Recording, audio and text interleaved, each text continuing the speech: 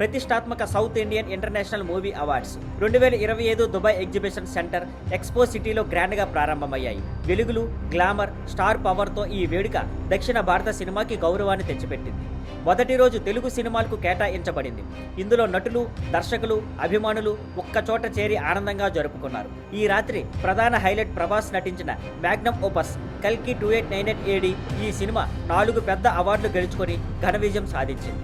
Best film కల్కి 2898 AD, best supporting actor Amitabh Bachchan, best supporting actress Anna Ben, best villain Kamal Haasan. ఇక పుష్ప 2 కోసం Allu Arjun best actor award దక్కించుకోగా blockbuster hit ఇచ్చిన Sukumar best director గా గెలిచాడు. క్రిటిక్స్ అవార్డ్స్ లో Hanuman hero Teja Sajja best actor, దర్శకుడు ప్రశాంత్ వర్మ బెస్ట్ డైరెక్టర్ అవార్డులు అందుకున్నారు. ఈ వేడుక మరోసారి దక్షిణ భారత సినిమాలు ప్రపంచవ్యాప్తంగా ఎంత బలంగా నిలుస్తున్నాయో చూపించింది.